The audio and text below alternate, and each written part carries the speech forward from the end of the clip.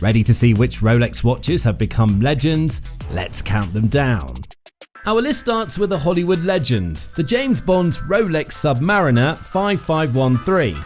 This Rolex that starred in the 1973 James Bond film Live and Let Die represents a fascinating piece of cinema history. It wasn't just Roger Moore's watch, but a fully functional movie prop designed by production designer Sid Kane to serve Bond's mission needs. The watch's most memorable feature was its rotating buzzsaw bezel, which could actually cut through ropes on screen. The filmmakers also gave it magnetic properties strong enough to deflect bullets and perform other outrageous tasks that only Bond's gadgets could accomplish. To make it even more special, the caseback was engraved with Roger Moore 007, honouring the actor who wore it on screen. Over time, the watch developed a bronze patina on its hands and markers, adding even more character. When it finally went to auction in 2015, collectors went crazy and it sold for about $445,000. Not bad for a gadget watch that helped Bond escape danger in style. But if you thought a buzzsaw Rolex was wild, wait till you see the next entry. Up next on our countdown today is the Jack Nicklaus's Rolex Day Date 36. This isn't some limited edition release or diamond-covered statement piece. It's a classic Rolex Day Date, also known as the President. What made it truly priceless was the man behind it. Nicknamed the Golden Bear, Jack was rarely seen without this watch from the late 1960s. The piece itself was timeless in design, with a pie-pan champagne dial that's as smooth and iconic as Nicholas's own swing.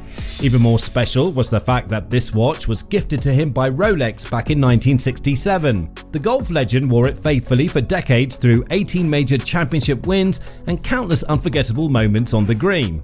When it finally went to auction in 2019, collectors treated it like the Master's final round. It sold at $1.22 million at a Phillips auction, with every cent donated to Nicklaus's children's charity. But hold on, the next Rolex survived a jungle and has war stories to tell. Marlon Brando's Rolex GMT-Master 1675. Marlon Brando's Rolex, worn in Apocalypse Now, became one of the most famous tool watches in cinema history. Playing the intense Colonel Kurtz in the 1979 Vietnam War classic, Brando refused to remove his Rolex during filming. The studio compromised and Brando simply popped off the bezel. The result was a stripped-down GMT-Master with a raw utilitarian look. No bezel, just a black dial, a worn plexiglass crystal, and a rebellious edge that perfectly matched his character. To make it even more personal, Brando hand-engraved M. Brando on the case back, turning it into a one-of-a-kind piece. After the movie, the watch disappeared from the spotlight. For decades, it sat hidden in a drawer with its location unknown. When it finally resurfaced through Brando's family, the excitement among collectors was electric. Some predicted it could fetch close to $4 million. It didn't quite hit that mark, but the final auction price in 2019 was still high. It was sold at $1.952 million at Phillips. Meanwhile, if you think surviving the jungles of Apocalypse Now was tough, wait until you see the next Rolex. Making it to number 7 is the Rolex Deep Sea Special Prototype.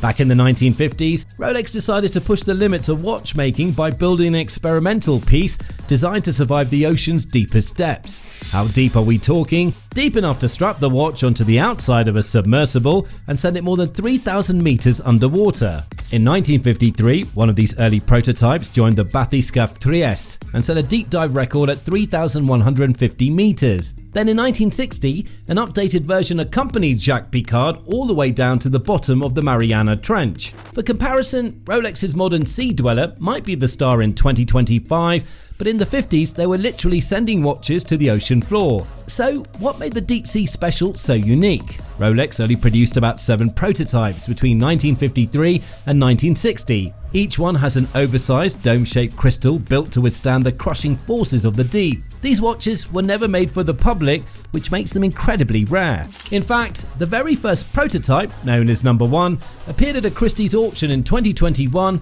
and sold for £1.7 million, which is roughly $2.3 million.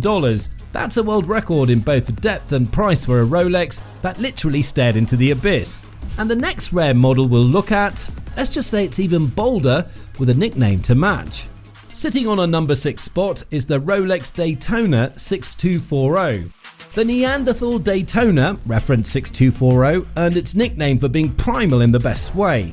Released around 1965, the 6240 was the first Cosmograph Daytona to have screw-down chronograph pushers, but its dial is what really sets it apart. Instead of the usual balanced layout, the 6240 has oversized big eye subdials that dominate the face, leaving no space for the words Daytona or even Cosmograph. The color scheme is striking as well, with a black background, white subdials and whiter outer track.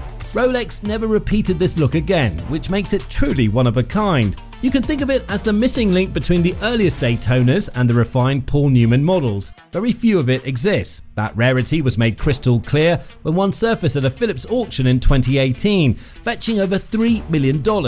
Now, if you think the Neanderthal is rare, wait until you see what's next. Making it to number 5 is the Rolex Antimagnetique, reference 4113.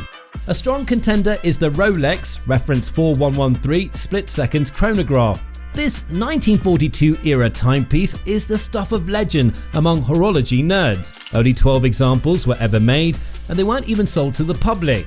Rolex gifted these to select racing teams and drivers as timing instruments.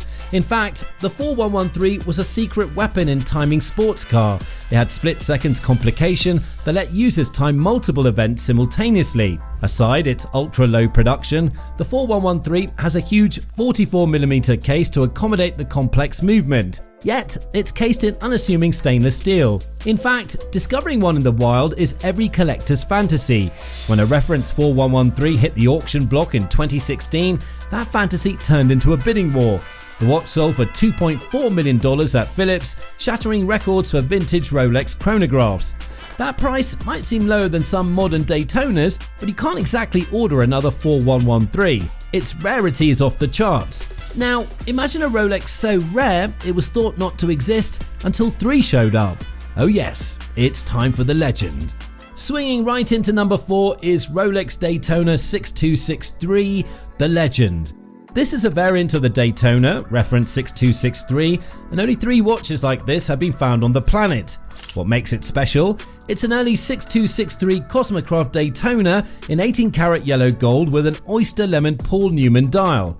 Before these 3 surfaced, the first in 2013, Rolex aficionados believed no gold Daytona with a Paul Newman lemon dial and oyster case had ever been made.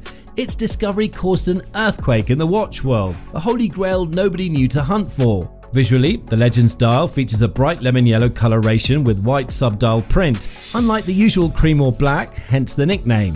It's a flamboyant look, pairing with a gold case to really pop. Given that only 3 are known, owning one basically puts you in an elite club of 3, rarer than a Patek 1518 in steel for instance. In 2022, one of the Legends went to auction and sold for £2.9 million or $3.7 million at Christie's. Maybe it's not the single most expensive Rolex ever, but it's unquestionably one of the hardest to get your hands on. 3 pieces worldwide is bonkers, but the next one was fit for an emperor, literally.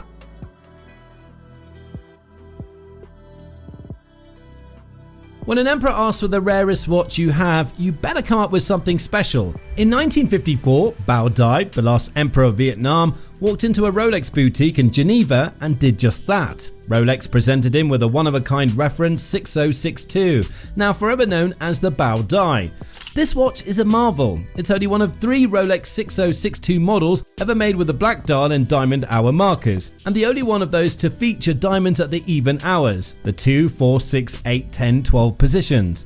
For context, the 6062 itself is a legendary model, a gold oyster perpetual with a triple calendar and moon phase complication, and one of the most complex Rolex ever cased in the classic oyster case. The Bao Dai takes that rarity to another level with its unique dial configuration fit for royalty. After Emperor Bao Dai's passing, this watch appeared at auction a couple of times, each event making headlines. In 2002 it set a record, and then again in 2017 it outdid itself. The most recent sale saw the bow die hammer for around $5 million, or about £4 million, making it one of the most expensive Rolex watches ever sold at that time. Remember, this isn't a gem-covered modern showpiece. It's a 1950s Rolex that exudes understated elegance and historical gravitas. With its imperial provenance and ultra-low production, the bow die 6062 is the kind of watch that's basically a mic drop in any collection. You think imperial taste is high? Well, the next Rolex is a one-of-a-one unicorn so precious, its nickname says it all.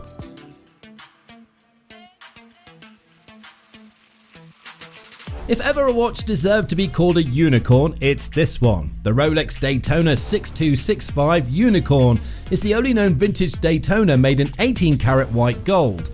Let that sink in. Throughout the 1960s and 70s, Rolex churned out Daytonas mostly in steel or the occasional yellow gold.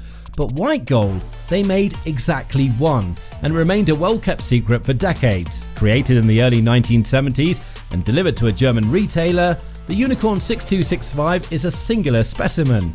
It features a black Sigma dial. The Sigma marks at the bottom denote white gold hour markers, with contrasting white subdials giving it a sharp panda look. And unlike standard 6265s, which came on leather straps if gold, this one was eventually paired with a matching white gold oyster bracelet. Sourced later, since Rolex never offered an OEM white gold bracelet for it. For years, the Unicorn resided in the legendary collection of John Goldberger, who kept it under the radar until deciding to sell it for charity. When it hit Phillips in 2018, the watch community lost its collective mind. Here was a true piece unique, the ultimate Daytona for someone with the deepest pocket. Bidding was fierce, and in the end the Unicorn sold for roughly £4.7 million, about $5.9 million, instantly ranking among the priciest Rolex ever. This white gold wonder remains incomparable. Even modern platinum or white gold Daytonas can't match its aura of singularity. Now finally, we're down to the one Rolex to rule them all. A watch so famous, it made global headlines when the gavel struck. You guessed it, it's the Paul Newman Daytona, and its story is the stuff of watch lore.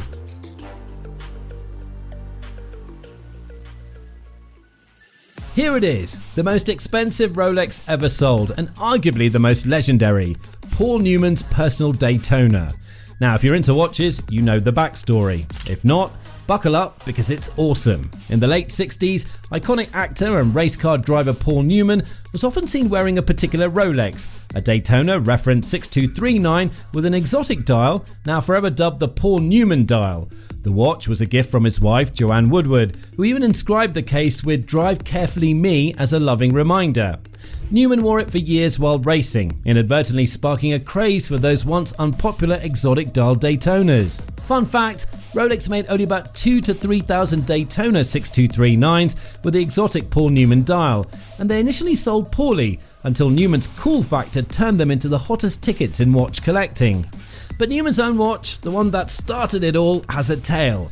In the 1980s, he casually gave it to his daughter's boyfriend at the time with the inscription and all. Fast forward to 2017, that very watch appears in a Phillips auction dubbed Winning Icons.